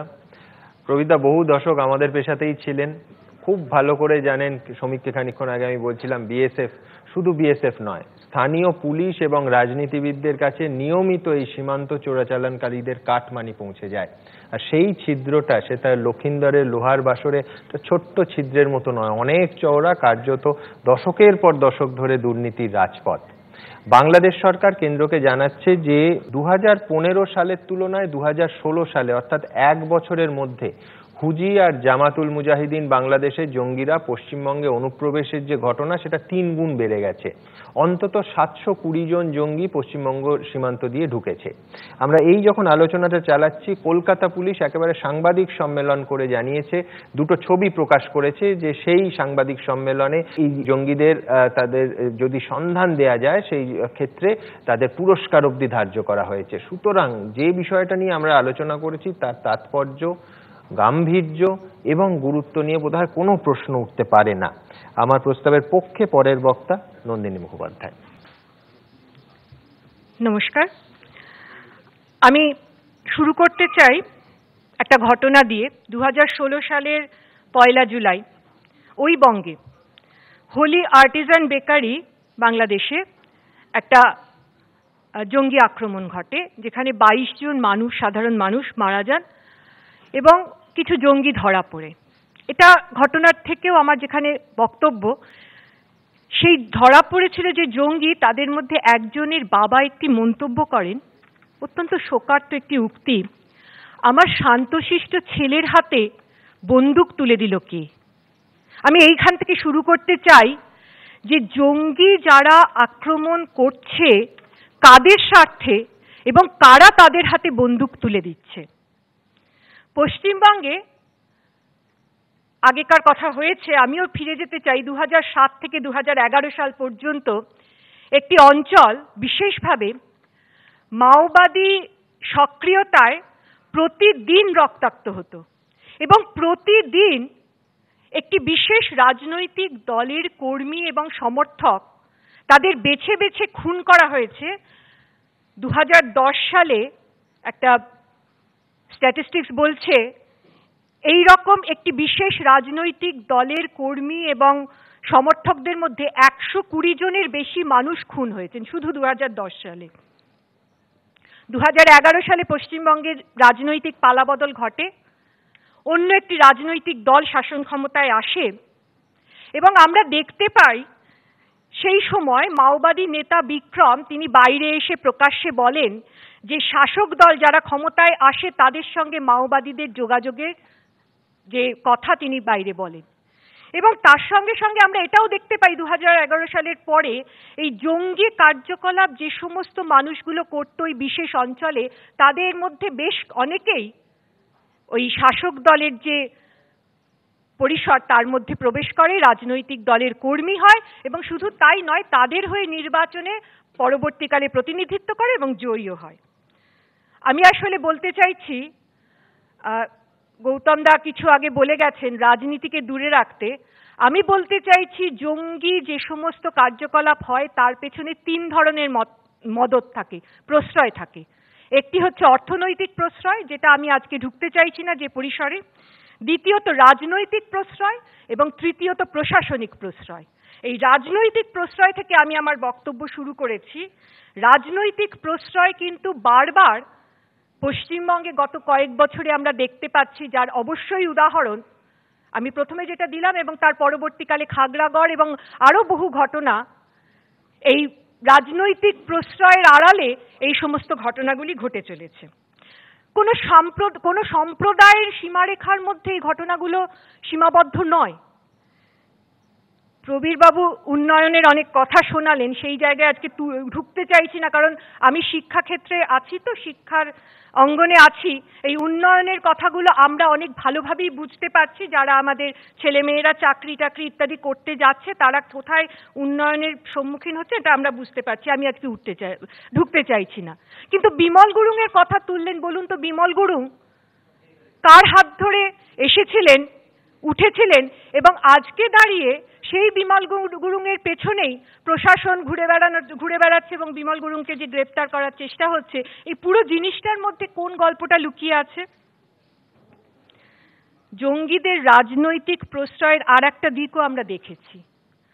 আমরা যেমন দেখেছি, অবশ্যই 34 বছরের কথা বললেন, বাবরি মসজিদ যখন ধ্বংস হচ্ছে, সারা ভারতবর্ষে যখন দাঙ্গা চলছে, পশ্চিমবঙ্গে সেই সময় দাঙ্গা প্রতিহত হয়েছে, সে দৃশ্যও আমরা দেখেছি। আর তার পরবর্তীকালে সাম্প্রতিককালে এটাও আমরা দেখেছি পানসারে বা দাভোলকর বা গৌরী লঙ্কেশরা কিভাবে গুপ্ত আততায়ীর হাতে খুন হয়ে যাচ্ছে। দাদরিতে কি ঘটনা ঘটছে, জুনাইদ খান একটা বাচ্চা ছেলে, সে কেন খুন হচ্ছে, এই সমস্ত জায়গাগুলো কিন্তু আমরা অবশ্যই দেখছি রাজনৈতিক প্রশ্রয়ের আরো একটা দিক। এবং পশ্চিমবঙ্গ কিন্তু এই মুহূর্তে সেখান থেকেও মুক্ত নয়। গত রামনবমীতে যে অস্ত্র হাতে মিছিল হয়েছিল, সাধারণ মানুষ বা এমনকি বাচ্চা বাচ্চা ছেলেমেয়েরা যে অস্ত্র হাতে বেরিয়েছিল, আমরা কি বলতে পারি না যে আগামী দিনে জঙ্গি একটা যে সম্প্রদায়কে তৈরি করার জন্য এটা তার প্রথম পদক্ষেপ? আমরা তো দেখেছি পশ্চিমবঙ্গে বহু বছর পরে ধুলাগড় দেখছি, বাদুড়িয়া দেখছি, বসিরহাট দেখছি, এবং এখান থেকেই আমি আসছি প্রশাসনিক প্রশ্রয়। ধুলাগড়ের মতো ঘটনা, সেখানে প্রশাসন কিভাবে কাজ করেছে সেটাও কিন্তু আমরা দেখেছি গত কয়েক বছরে। আমার বিশেষ করে একটা ঘটনা বলতে চাইছি, সেটা হচ্ছে 2015 সালে স্বরাষ্ট্র দপ্তর ভারত সরকারের পশ্চিমবঙ্গ সরকারকে বলে যে একটা টিম অফ সাইবার এক্সপার্টস তৈরি করার জন্য। বলুন তো, এই টিম অফ সাইবার এক্সপার্টস যারা সোশ্যাল নেটওয়ার্কে জঙ্গি কার্যকলাপের একটা গতিবিধি লক্ষ্য করবে, সেই রকম টিম অফ সাইবার এক্সপার্টস এখনো পর্যন্ত কি পশ্চিমবঙ্গে তারা কোনো সক্রিয়তা দেখতে পেয়েছেন? তারা অনেক বেশি তৎপর, একটা সাইবার সেল আছে অবশ্যই, তারা অনেক বেশি তৎপর সোশ্যাল নেটওয়ার্কে কোন কোন ব্যক্তি সরকারের বিরোধিতা করে মন্তব্য করছে সেই বিষয়ে তারা অনেক বেশি তৎপর। তাদের কিন্তু আপনি দেখতে পারবেন না যে জঙ্গি তৎপরতাটা তারা কতটা লক্ষ্য করছে বা সেটাকে রোধ করার জন্য তারা তৎপর। এই দৃশ্য আমরা পশ্চিমবঙ্গে দেখতে পাই না। সুতরাং প্রশাসনিক প্রশ্রয় পশ্চিমবঙ্গে অবশ্যই আছে। প্রশাসন পুলিশ প্রশাসনের কথা বললে নিশ্চয়ই আমরা ধন্যবাদ দিতে চাই এই গ্রেপ্তারগুলো সম্প্রতি যেগুলো হয়েছে গত কয়েক মাসের মধ্যে। কিন্তু এটা বলুন তো, পুলিশ প্রশাসন পশ্চিমবঙ্গে এরকম যেখানে শাসক দলের কর্মী থানায় ঢুকে পড়লে পুলিশ টেবিলের তলায় লুকিয়ে পড়ে, সেই পুলিশ প্রশাসনের কাছে আমরা জঙ্গির মোকাবিলা করাটা ভাবছি যে তারা করতে পারবে? আসলে তা নয়।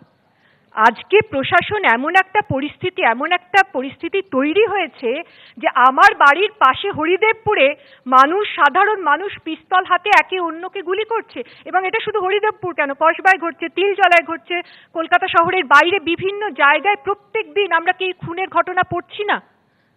আজকে যদি পশ্চিমবঙ্গ জঙ্গিদের আশ্রয়স্থল নাই হয়, আমি সম্প্রদায়ের মধ্যে যাচ্ছি না, আমার মনে হয় সেটা উচিত নয়, কিন্তু বাংলাদেশের প্রধানমন্ত্রী যখন বলছেন যে বাংলাদেশের কোনো কোণাতে আমি জঙ্গি থাকতে দেব না, আপনারা কি একবারও দেখতে পেয়েছেন যে সেই তৎপরতা, সেই প্রশাসনিক তৎপরতা আমরা পশ্চিমবঙ্গে দেখতে পাচ্ছি? আমার মনে হয় আমরা দেখতে পাইনি। আমি বেল বেজে গেছে, বলার হয়তো আরো কিছু ছিল, নিশ্চয়ই অন্য সময় হলে বলবো, কিন্তু আমি শেষ করতে চাই নোয়াম চমস্কির একটি উক্তি দিয়ে। Everyone is worried about stopping terrorism. Well, there is really an easy way. Stop participating in it. Thank you. ধন্যবাদ নন্দিনীদি। সঞ্চালক হিসেবে আমার উচিত প্রত্যেকের কথার প্রতি যুক্তি দেয়া, এখানেও দিতে হচ্ছে। নন্দিনী যে চমৎকার একটা শব্দবন্ধ ব্যবহার করেছেন, রাজনৈতিক প্রশ্রয়।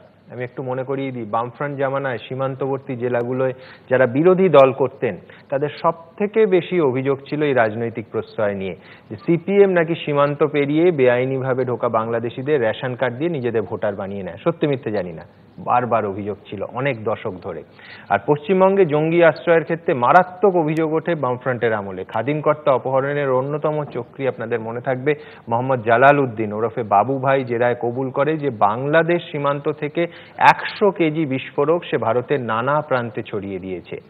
কেন্দ্র সরকারের রিপোর্ট বলছে যে 9এর দশকে লস্করে তৈবা বলুন কিংবা হুজি পশ্চিমবঙ্গের শক্তিশালী একটা স্লিপার সেল গড়ে তুলেছে, সেটাও কিন্তু বামফ্রন্ট আমলে। আমার প্রস্তাবের বিপক্ষের বক্তা কবি সুবোধ সরকার। নমস্কার। সায়ন্তন বাবু এবং শ্রমিক বাবুর কথা শুনলাম এবং তাদের অ্যাপেন্ডিক্স নন্দিনী দেবীরও কথা শুনলাম।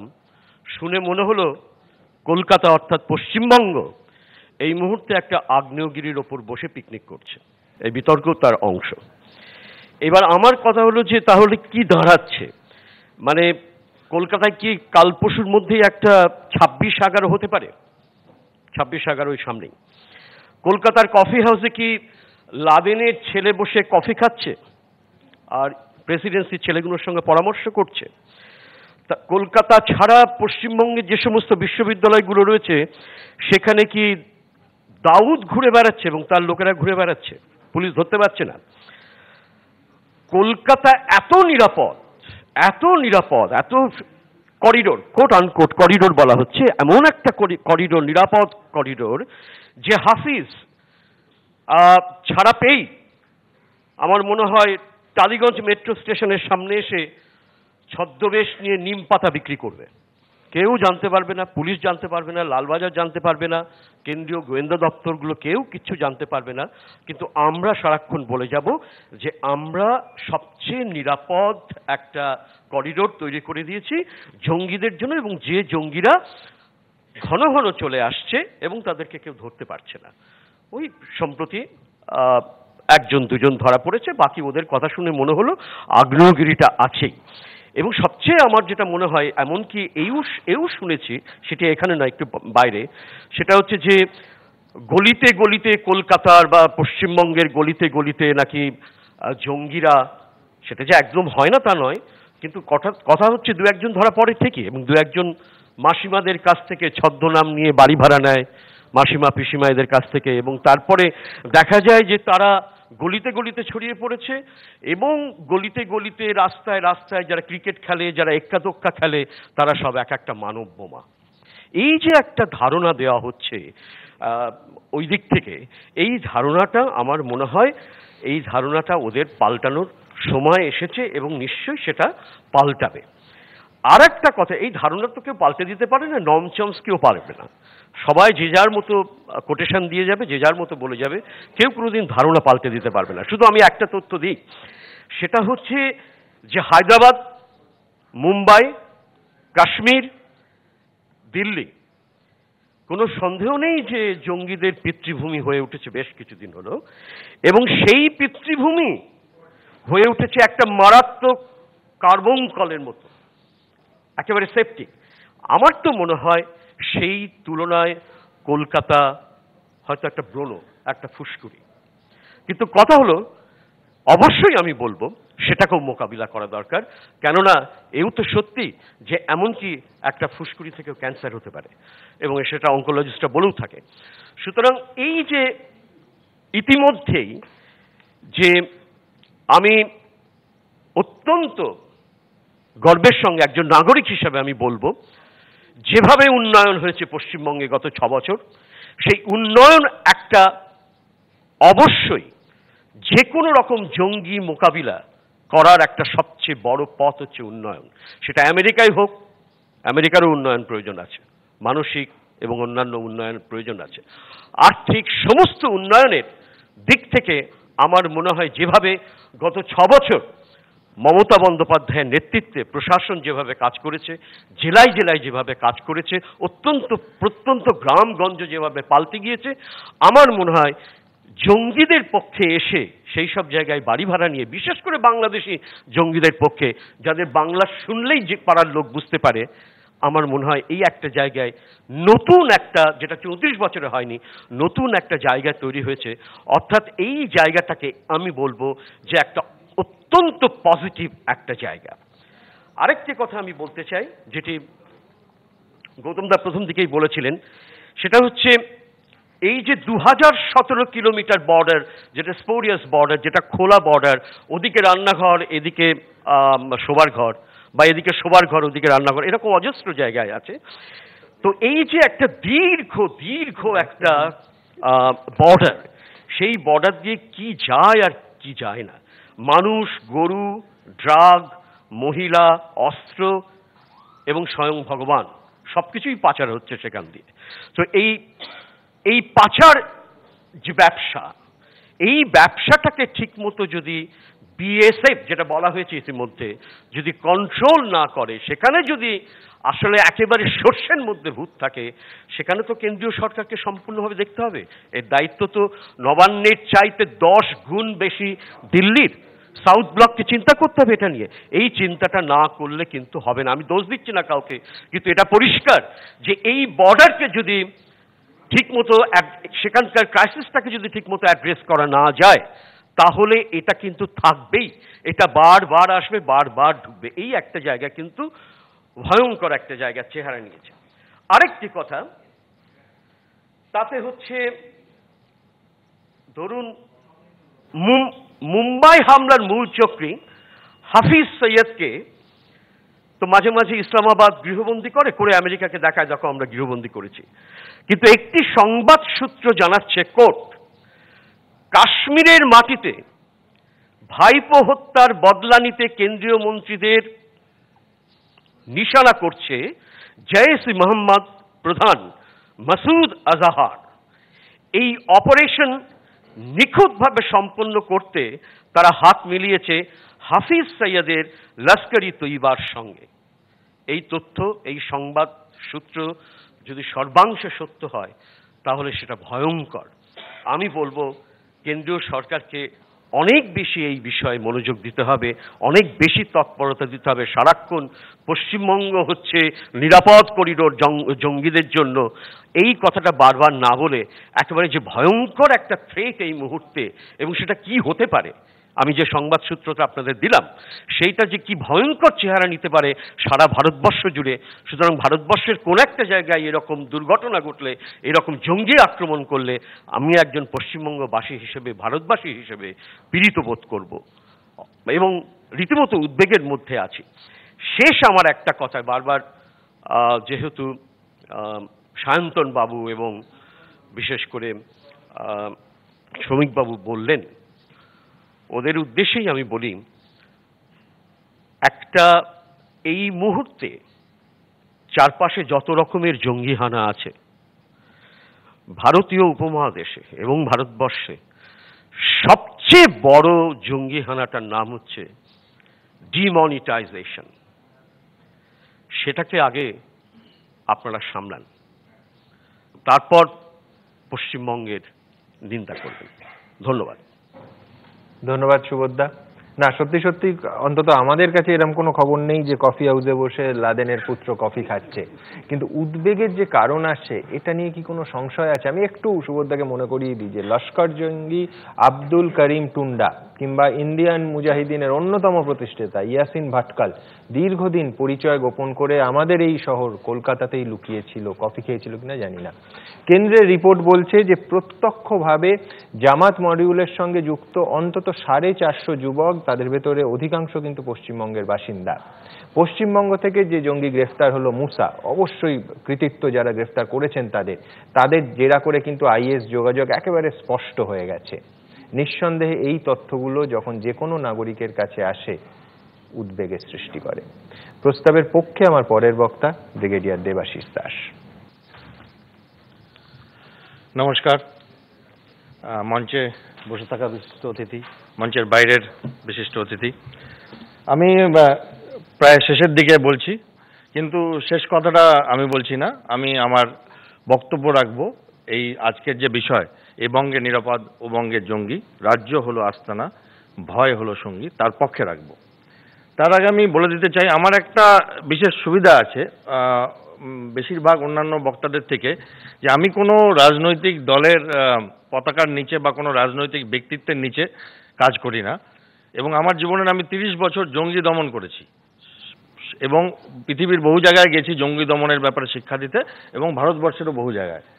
এবং আমার কোনো ব্যক্তিকে তুষ্ট করে কিছু বলতে হবে বা কোনো পার্টিকুলার পিরিয়ড লাইনে বলতে হবে তা না, আমি জেনারেলি বলবো যেটা আমার ব্যক্তিগত অভিমত, এবং তাতে আমি কোনো কার্পণ্য রাখবো না, সোজাসুজি কথা বলতে। প্রথম কথা হচ্ছে যে রাজ্য হলো আস্তানা, বঙ্গে নিরাপদ। আস্তানা এক জঙ্গির চোখে সেই জায়গা যেখানে সে মনে করে সে থাকতে পারবে এবং লোকাল পপুলেশনের সাপোর্ট পাবে। ওভারগ্রাউন্ড ওয়ার্কার্সরা তার কাছে আসবে এবং ওভারগ্রাউন্ড ওয়ার্কাররা তার হয়ে কাজ করবে। দ্বিতীয় কথা হচ্ছে সে এটাও মনে করে যে যদি সে ধরা পড়ে যায় তার বেঁচে থাকার একটা সুবিধা পাবে, 100% মরবে এরকম না। এবং সেই যে নিরাপদ ব্যাপারটা সে বোধ করে, সেই বোধটা আপনি যদি আমায় জিজ্ঞেস করেন, আমি মনে করি যে হ্যাঁ, পশ্চিমবঙ্গে এই বোধটা এখন কিছু কিছু জঙ্গির মনে আসছে। এবং তার মানে কি ভারতবর্ষের আর কোথাও আসছে না? নিশ্চয়ই আসছে, বাট আমরা তো সেই রাজ্যগুলো নিয়ে কথা বলতে আসিনি আজকে, আমরা পশ্চিমবঙ্গ নিয়ে কথা বলছি। এবং এই বোধটা দুরকমভাবে আসে। যেমন আপনি যদি এমিরেটসে যান, ড্রাগ পাচার করেন, আপনার মৃত্যু হবে, ফলে আপনি করেন না। লোকে পোস্ত নিয়ে যায় না ভয়, যারা বাঙালিরা থাকে, যে ধরে ফেললে ওখানে জেল হয়ে যায়। আবার অনেক দেশে হয় না, ইউএসএতে অনেক জায়গায় গাঁজা অ্যালাউড, কিন্তু ওখানে গেলে মৃত্যুদণ্ড। সেরকম এখানেও লোকে সাহস পায় হয়তো আমি বেরিয়ে যাব। এবং সেই সাহসটা কিভাবে আসে? রুল অফ ল যেটা হয়, যে আইনের পথে চলবে এবং আইন যারা রক্ষা করবে তারা আইনকে নিরপেক্ষভাবে রক্ষা করবে। কি পশ্চিমবঙ্গের আইন রক্ষা করবার দায়িত্ব যাদের হাতে, তাদের সেই ক্ষমতা নেই? আছে। পৃথিবীর সব থেকে ভালো পুলিশ ফোর্সের মধ্যে আমি আপনার সাথে সহমত, আমাদের দেশের পুলিশ ফোর্স। পৃথিবীর সব থেকে ভালো গোয়েন্দা বিভাগের মধ্যে ওয়েস্ট বেঙ্গলের গোয়েন্দা বিভাগ। আমি এদের সাথে ডাইরেক্ট কাজ করেছি 2010 থেকে 12, এবং আমি গর্ব নিয়ে বলতে পারি। কিন্তু তার সাথে আমরা দেখি যে উচ্চপদস্থ পুলিশ কর্তারা নিম্নপদস্থ রাজনৈতিক নেতাদের হাতে অপদস্থ হচ্ছে। সেখান থেকে কি মেসেজ যায় লোকের? আমি যদি হেলমেটটা না পরে গাড়ি চালাই, কিছু হবে না, ম্যানেজ করে নেব, কারণ আমার দাদা আছে, কাকা আছে। তারপরের স্টেপটা কি? আমি যদি একটা আতঙ্কবাদীকে খেতে দিই, ফেসে গেলে ম্যানেজ করে নেব, আমার ভোট ব্যাংক আছে। রাজনীতি একটা সহজ সরল ফর্মুলায় চলে, সেটা হচ্ছে যদি একসাথে অনেকগুলো ভোট পাওয়া যায় কিছু লোককে তুষ্ট করে, তো সেই ভোটটা নেওয়া বুদ্ধিমানের কাজ, এটা সবাই বোঝে। এবার এই কাজটা যখন সংখ্যালঘুদের নিয়ে করা হয়, তখন সংখ্যালঘুদের ভোটের কথা বলা হয়, আর অন্য আরেকটি দল যদি যারা গুরু তাদের নিয়ে এই কাজটা করে, তখন ত্রাহি ত্রাহি রব আসে। কারণ ম্যাক্সিমাম সময় রাগটা তখন হয় যখন হিংসা হয় মানুষের, যে এরা এটা করে ফেললো, যে 27% ভোটের জায়গায় 70% ভোট পেয়ে গেল হয়তো। এবং আমাদের কাছে অল্টারনেটিভ কি? আপনি এই মুহূর্তে কলকাতায় বহু জায়গা আছে যেখানে হেলমেট ছাড়া লোকে যেমন ইচ্ছে যত্র ঘুরে বেড়ায়। আপনি চলুন আমার সাথে, আমি দেখাতে পারি, চ্যালেঞ্জ নিয়ে। পুলিশ কিছু বলে না, অন্যদিকে তাকিয়ে থাকে। এবং এটা বোকামো, কারণ এর পরের স্টেপটা কি হচ্ছে সেটা আমরা দেখছি। কারণ আমি নিজে, আমার যে রেজিমেন্ট সেটা হচ্ছে মুসলিম রেজিমেন্ট ভারতবর্ষের, জম্মু কাশ্মীর লাইট ইনফ্যান্ট্রি। আমার কোনো মুসলিম বিদ্বেষ নেই, কিন্তু আমি দেখতে পাচ্ছি যে এই কিছু লোক, তারা, আপনি দেখুন যারা নেতৃত্ব দিচ্ছে তারা কারা? তারা তো সাধারণ সেই মানুষ না যাদের সাথে আমরা ওঠা বসা করি, হাটে মাঠে ঘাটে যাদের সাথে ঘুরি, সংখ্যাগুরু তারা তো দেখি না। তারা কারা? আপনি দেখুন, সোনু নিগম একটা মুম্বাইতে একটা কিছু বাজে কথা বললো, এখান থেকে তার ফতোয়া জারি হলো। কেন? ভারতবর্ষে আর রাজ্য নেই? পশ্চিমবঙ্গ থেকে ফতোয়া জারি হচ্ছে প্রধানমন্ত্রীকে মারবার জন্য। একজন ভদ্রলোক পশ্চিমবঙ্গে, তিনি অতি আদরের ছিলেন, আমাদের বর্তমান মুখ্যমন্ত্রীর নামে কথা বলেছেন, আমি আপনাদের টিভিতে দেখেছি। কি সাহসে বলতে পারে? কি সাহসে একজন পুলিশ অফিসারকে, একজন নিম্নমানের নেতা বলতে পারে যে এই দেখুন আমার ঘড়িতে কটা বাজে? আর আমরা ধরি তো মাছ, না ছুঁই পানি, গোছের রাজনীতি করে যাব। আমরা কোনোদিন এটা মানব না। আমার সেই লাক্সারিটা আছে, আমি আর্মি অফিসার, আমার দরকার নেই কোনো ভোট ব্যাংক পলিটিক্স করবার। দ্বিতীয় কথা, বাংলাদেশের যে বঙ্গের জঙ্গি, তারা মেইনলি যে কটা গ্রুপ আছে, আমরা সবাই নাম জানি, 4-5টা গ্রুপ আছে, বাট আসলে তারা সব ISIS বা আল কোয়েদার আন্ডারে কাজ করে। তাদের এমটা কি? তারা বাংলাদেশের সরকার চায় না, তারা একটা ইসলামিক ক্যালিফেট করতে চায়, এটা সবাই জানে। এবং আমি সুমন একখানা, আপনি একদিন প্রোগ্রাম করেছিলেন ISIS এর ওপরে, আমি সেখানে দাঁড়িয়ে বলেছিলাম যে পশ্চিমবঙ্গে ISIS আসলে জবাব দেবে পশ্চিমবঙ্গের মুসলিম সম্প্রদায়। তার কারণ, যে আমি কমসে কম 12টা মুসলিম দেশে গেছি, যে পরিমাণ স্বাধীনতা আমাদের পশ্চিমবঙ্গ রাজ্যে বা ভারতবর্ষের রাজ্যে মুসলিম সম্প্রদায় ভোগ করে থাকে, তার 60% তারা ভোগ করতে পারে না পৃথিবীতে। এবং ISIS এর যে এজেন্ডা, সেই এজেন্ডায় তো সবচেয়ে আগে হবে টার্গেট মুসলিম সম্প্রদায়। আমার লাস্ট কথা, এই টপিক নিয়েই কথা বলবো। রাজ্য হলো আস্তানা, ভয় হলো সঙ্গী। ভয় কি আছে? হ্যাঁ, একটা ভয় আছে। কিসের ভয় জানেন? যে যদি এরকমই চলতে থাকে তাহলে কিছু লোক আমাদের মতো, যারা কোনোদিন কোনো ধর্ম হিসাবে দেখেনি, তারাও রামনবমীর তলোয়ার খুঁজতে বেরিয়ে পড়বে। তারাও মনে করবে যে আমরাও কোনো একটা সংখ্যাগরিষ্ঠতার একটা ভোট ব্যাংকের পলিটিক্স করলে ভালো হয়। আর কি ভয় আছে? যে যারা আইনি রক্ষক, তার থেকে সাধারণ মানুষের ভয় চলে যাবে, সেটা সব থেকে ক্ষতিকারক। উনি জানেন সেটা, হয়তো আজকে বিপক্ষে আছেন, উনি ওটা মানতে পারবেন না এখানে, কারণ আমি যেমন আজকে বিপক্ষে কিছু মানতে পারবো না। আমরা তর্ক করতে এসেছি এখানে, যুক্তি তর্ক করছি, কিছু গপ্প শুনলাম। এবং এই যে ভয় মানুষের, যে পুলিশের প্রশাসন থেকে চলে যাচ্ছে, কারণ আমরা টিভিতে দেখছি, পর্দায় দেখছি, সব জায়গায় দেখছি, যে এই ভয়টাকে কাটাতে হবে। এবং আমার পুরো ভরসা আছে যে এই দল, এই নেত্রী এবং এই নেতৃত্ব থেকে এই ভয় কাটানো যাবে। এবং যদি কেন্দ্র এবং রাজ্য একসাথে পা মিলিয়ে চলে, তাহলে এই সমস্যাগুলো কিছু দিনের মধ্যেই শেষ করে দেওয়া যায়। আমি সবসময় পজিটিভ নোটে শেষ করি। আমি সেই দিনটার জন্য অপেক্ষা করব এবং আমার জীবনের বাকি সময়টা আমি দেখতে চাই যে একটা ভয়মুক্ত পশ্চিমবঙ্গ, যেখানে কোনো রকম রাজনীতির মারপ্যাচহীন সন্ত্রাসবাদীর এগেনস্টে সবাই একসাথে লড়াই করছে। কারণ সন্ত্রাসবাদী না হলে ঘুরে ফিরে আসবে, যেটা আমেরিকার সাথে হয়েছে, যেটা পাকিস্তানের সাথে হয়েছে। ধন্যবাদ। অনেক ধন্যবাদ ব্রিগেডিয়ার দাস। আমার একটা প্রশ্ন থেকে গেল, সেটা হচ্ছে যে আমরা পশ্চিমবঙ্গ কি চাকাটা উল্টো দিকে ঘুরছে? মানে গোটা দেশের ছবিটা একরকম আর এই রাজ্য উল্টো দিকে, উল্টো স্রোতে যাচ্ছে। ওভারঅল দেশের ছবিটা ঠিক কি রকম? নরেন্দ্র মোদী সরকারের প্রথম 3 বছরে শুধু জম্মু কাশ্মীর, যেটা ব্রিগেডিয়ার দাস বলছিলেন, সন্ত্রাসবাদী হানায় মৃত্যুর সংখ্যা 42% বেড়েছে। জঙ্গি হানায় জওয়ানদের মৃত্যুর সংখ্যা 72% বেড়েছে। আমি রাজনীতির কথা তুলতে চাই না, কিন্তু নিঃসন্দেহে গোটা দেশের ছবিটা, এই রাজ্যে যে উদ্বেগের ছবিটা, জঙ্গি হানা সম্ভাবনার ছবিটা, তার থেকে বোধহয় খুব একটা আলাদা নয়।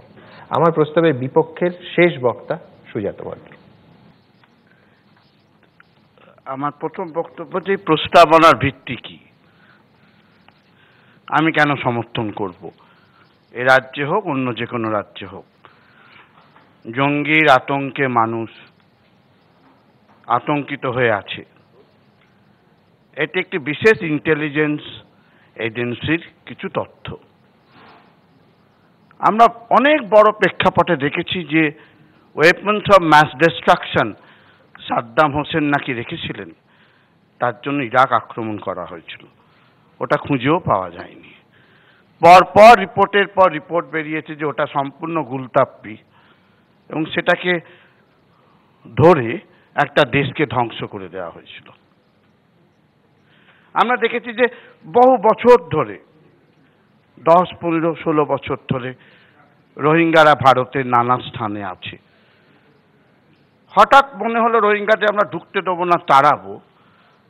একটা বিশেষ সম্প্রদায়গত তকমা আছে বলে বলতে শুরু করা হলো তারা সন্ত্রাসবাদী। হরিয়ানার পুলিশ বলছে কোনো সন্ত্রাসবাদী ঘটনা হরিয়ানায় রোহিঙ্গারা ছিল নেই, ছিচকে চোরের ঘটনা আছে। জম্মু কাশ্মীর ভ্যালিতে ওরা আছে, কোনো সন্ত্রাসের কোনো ঘটনা নেই রোহিঙ্গাদের। হঠাৎ আবিষ্কার হতে শুরু হলো যে রোহিঙ্গারা সন্ত্রাসবাদী, ঢুকতে দিও না। ঢুকতে দেবে না অন্য কারণ বলো, তাদের সঙ্গে ওটাকে তকমাটাকে লাগিয়ে দেওয়া হলো। যে সোর্স একতরফা, এক নাগাড়ে একটা উত্তেজনার পরিবেশ সৃষ্টি করে, সেই প্রস্তাবনাকে আমি স্বীকার করব কেন? আপনারা প্রশ্ন করতে পারেন তাহলে কি জঙ্গি কোট আনকোট? আমরা মানবাধিকার কর্মী, আমরা সাধারণভাবে জঙ্গি বলি না, সশস্ত্র বিরোধী গোষ্ঠী বলি। ধরে নিলাম আজকের তর্কের খাতিরে এই সন্ধ্যেবেলা আমি জঙ্গিটাও বললাম। তো জঙ্গির কি কোনো ক্রিয়াকলাপ নেই সুজাতবাবু? আপনি কি গাঁজা খান? আমি বলবো নিশ্চয়ই না। আইএসের কার্যকলাপ, বোকো হারামের কার্যকলাপ, ইসলামিক স্টেট গঠনের কার্যকলাপ, নিরীহ মানুষকে হত্যা করার ঘটনা, মুসলিম মৌলবাদের দাপট, এগুলো স্বীকার্য। তাতে মানুষ আতঙ্কিত হয়, তার বিরুদ্ধে মানুষের লড়াইও আছে, আতঙ্ক কাটিয়ে, সেটাও স্বীকার করতে হবে। তো করতে গিয়ে যেটা তথ্য নয়, যেটা নিয়ে হঠাৎ খুব বেশি নাচানাচি করা উচিত কি উচিত নয়, এরকম প্যাশন গড়ে তোলার, কেন্দ্র রাজ্যের বিতর্কে, রাজনৈতিক চাপানউতরের বাইরে গিয়ে যদি একটু ভাবেন তাহলে বিপদ ভয়ঙ্কর, আতঙ্ক ভয়ঙ্কর, অন্য আতঙ্ক। আমি তার উপর আপনাদের দুই একটা কথা বলবো। এক, যখনই ষড়যন্ত্রের সামাজিক তত্ত্বায়ন শুরু হয়, ষড়যন্ত্রের সামাজিক তত্ত্বায়নে যারা শাসক দল তারা দুটো জিনিস লাভ করবার চেষ্টা করে। এক হচ্ছে একটা সামাজিক অনুমোদন, অত্যাচারের, ক্ষমতার চূড়ান্ত আধিপত্যের, আইনের শাসনকে বুড়ো আঙুল দেখিয়ে একতরফাভাবে আক্রমণ নামিয়ে আনার অনুমোদন চায়, এবং সঙ্গে চায় বলগাহীন অত্যাচার, বিভিন্ন কালাকানুন। টাডার ইতিহাস আমরা দেখেছি, পার্লামেন্টে রিপোর্ট পেশ হয়েছে 1995-এ 62,000 লোককে গ্রেপ্তার করা হয়েছিল, 60,000 লোক প্রাথমিকভাবেই নির্দোষ। বাড়িওয়ালা ভাড়াতে গন্ডগোলে টাডা প্রয়োগ করা হয়েছিল, পোটা ছিল, পোটা প্রয়োগ করা হয়েছিল। 1,500 জনের মধ্যে 1200 লোক 2004 সালে চিদাম্বরম পার্লামেন্টে রিপোর্ট পেশ করছেন, টাডা যখন প্রত্যাহিত হবে তখন যে নির্দোষ ছিল। ইউএপিএতে ভাঙড়ের আন্দোলনেও ইউএপিএ প্রয়োগ করা হয়েছে। ফলে যখনই আপনি ক্ষমতার বিস্তার করে দিচ্ছেন কোনো একটা কাল্পনিক আতঙ্কের কে দমন করার জন্য, মোকাবিলা করার জন্য, প্রথম তার ভিকটিম হচ্ছে, প্রথম তার ক্যাজুয়ালিটি হচ্ছে নাগরিক অধিকার, মানবিক অধিকার, মানুষের অধিকার। সে তখন একটা অবরুদ্ধ, তখন তাকে হত্যা করা, তুলে নিয়ে যাওয়া, গুলি করে মারা, তখন সব নিউ নর্মাল, স্বাভাবিক বলে পরিণত হয়। যারা মুসলমান সম্প্রদায়ের সায়ন্তন, এক কথা মুসলমানদের নাম বললেন, মুসলিম সম্প্রদায়ের মধ্যে তো জঙ্গি আছে, বিষয় কোনো সন্দেহ নেই। হিন্দুরা কম জঙ্গি নয়, তারা সত্যি নিরামিষভোজী, তারা কাউকে হত্যা করে না। গরুর কারণে যে নৃশংস হত্যাকাণ্ড আমরা দেখছি, আতঙ্ক ছড়ায়নি। কেউ এখন আর গরু নিয়ে বৈধভাবে ব্যবসা করাও বন্ধ করে দিয়েছে। শুধু সিনেমা করার কারণে হত্যাকাণ্ড আমরা দেখছি না। আমরা গৌরী লঙ্কেশ থেকে শুরু করে অন্যদের হত্যাকাণ্ড আমরা দেখিনি। আমরা উগ্র বক্তৃতা শুনছি না যে আর্মস নাও, মারো, কাটো একটা সম্প্রদায়কে। ঘৃণার রাজনীতি আমরা দেখছি না, সেটা সন্ত্রাস নয়? ওই সন্ত্রাসবাদী তো সংবিধান মানে না, আত্মগোপন করে থাকে, গোপনে চলে। তাদের টেরার হচ্ছে র্যান্ডাম, আনপ্রেডিক্টেবল। কিন্তু যারা ক্ষমতায় আছে, সংবিধান মানে, তারা যখন একটা সম্প্রদায়ের মধ্যে দিয়ে সন্ত্রাস চালায়, সেটা সবচেয়ে ভয়ানক, সবচেয়ে মারাত্মক। রাষ্ট্রের সঙ্গে একটা শাসক দল মিলিয়ে একটা সম্প্রদায় এবং সকল মানুষের ওপর বিরোধী পক্ষকে অত্যাচার করে, সবচেয়ে ভয়ানক। আমি একটা বই দেখাই আপনাদের। একটি লোক সন্ত্রাসবাদী হবার অপরাধে 14 বছরের, এর বিখ্যাত সিনেমা অভিনেতার নাম আমির খান, এনার নাম মোহাম্মদ আমির খান। তার অসাধারণ বই frame as a terrorist, my 14-year struggle to prove my innocence। আমি ঘটনার পর ঘটনা আপনাদের দিয়ে যাব। যাদের গ্রেপ্তার করা হয়েছিল, তারপর কোর্টের রায় তারা বেকসুর খালাস পেয়েছে। গ্রেপ্তার হলেই কি জঙ্গি গ্রেপ্তার হয়েছে? কোর্ট আনকোর্ট প্রমাণিত হয়ে গেল, অন্য এটা হাফ হয়ে গেল। পুলিশ 4 জনকে ধরলো সুজাত জঙ্গি, সাথে সাথে প্রমাণিত হলো। অন্য ক্ষেত্রে বলি, যতক্ষণ না আদালতে প্রমাণিত হচ্ছে ততক্ষণ পর্যন্ত নির্দোষ। ধরা পড়লো আর হাফ হয়ে গেল। আমাকে চাইছে প্রায় প্রথম বেল বাকি, প্রথম বেল বেজেছে, দ্বিতীয় বেল, আমি অন্তিম বেল বাকি। দেখাই হিন্দু নাম, অনেকগুলো মুসলিম নাম, একটা হিন্দু বলি আমার সম্প্রদায় কোট আনকোট। যদি আমি সেকুলার, সংবিধান মতে অসীমানন্দের ইন্টারভিউ, স্বামী অসীমানন্দ, যাকে বিজেপি সরকার ক্ষমতায় আসার পর ছেড়ে দিয়েছে সন্ত্রাসবাদী মামলা থেকে, যিনি একাধিক বোম ব্লাস্টের সাথে অভিযুক্ত। স্বামী অসীমানন্দ ক্যারাভ্যান পত্রিকায় 2014 সালে একটা বিশাল ইন্টারভিউ দেন। Is available on the net, you can check up, আমি বানিয়ে বলছি কিনা। তাতে বলছেন হিন্দুরা আর মোহন ভাগবত সে তার সাথে মিটিংয়ে ছিলেন। অসীমানন্দ বলছেন মোহন ভাগবত মিলে আমাকে বলছেন বিভিন্ন জায়গায় হিন্দুদের জন্য তোমাকে হিংসা করতে হবে, হত্যা করতে হবে। This an interview, page 41। সেটা সন্ত্রাসবাদী কার্যকলাপ নয়, তাদের গ্রেপ্তার করা হবে না, তাদের বিচার হবে না। আমি বেআইনি বিচার বলছি না, আমি ভুয়া সংঘর্ষে হত্যা, পুলিশের ওই দক্ষ এনকাউন্টার কপকে সমর্থন করি না, সৈন্যবাহিনীর অত্যাচারকে আমি নিন্দা করি, কিন্তু বিচার হবে না, জাস্টিস পাওয়া যাবে না। তারা থাকবেন আর শুধু একটা সম্প্রদায়ের বিরুদ্ধে জঙ্গি দমন বলে মানবাধিকারকে শেষ করে দেওয়া হবে। আমি রাষ্ট্রের যে কোনো ষড়যন্ত্রের, রাষ্ট্রের প্যাশানে মানুষের সমর্থন পাওয়ার জন্য মিথ্যাচারের বিরুদ্ধে রাষ্ট্রকে আমি, ইন্টেলিজেন্স এজেন্সির কোনো তথ্যকে আমি উইদাউট ডাউট, সন্দেহ ছাড়া, বিনা প্রমাণে, কোষ্ঠীপাত্রে যাচাই না করে তাদের পক্ষে দাঁড়াতে রাজি নই। ধন্যবাদ। অনেক ধন্যবাদ সুজাতদা। নিঃসন্দেহে খুব সাধারণ বিতর্ক সভা বলা যায় না, যখন প্রস্তাবের বিপক্ষে একই পক্ষে প্রাক্তন পুলিশ কমিশনার আর মানবাধিকার কর্মী থাকেন, আবার উল্টো দিকে প্রস্তাবের পক্ষে প্রায় প্রত্যেক বক্তা একটা না একটা সেম সাইড গোল করে বসেন। প্রাচীন গ্রিক নাট্যকার বলেছিলেন যে ঘৃণা হচ্ছে এমন একটা পাত্র যেটার অ্যাকচুয়ালি কিন্তু কোনো তলদেশ থাকে না। আমাদের দেশেও সত্যি সত্যি আমরা বুকে হাত দিয়ে যদি বলি, সন্ত্রাসবাদের সত্যি কি কোনো দেশ থাকে, ধর্ম থাকে? এমন এক অন্ধ ঘৃণা যা মুহূর্তের মধ্যে যাবতীয় মানবিকতা গ্রাস করে। আর সেই সন্ত্রাসবাদকে রুখতে আপ্রাণ লড়াইটা যেন চলতে থাকে। পাশাপাশি তার বিরুদ্ধে লড়তে গিয়ে, তাকে চিহ্নিত করতে গিয়ে সুজাতদার সঙ্গে আমি সম্পূর্ণ একমত যে আমরা নিজেরাও কোথাও যেন ঘৃণার রাজনীতির শিকার না হয়ে পড়ি। সন্ত্রাসবাদের বিরুদ্ধে আপ্রাণ লড়াই চলুক, কিন্তু সতর্ক লড়াই চলুক। এই আশা নিয়ে আজকে অনুষ্ঠান শেষ করব। ভালো থাকবেন সবাই, শুভরাত্রি।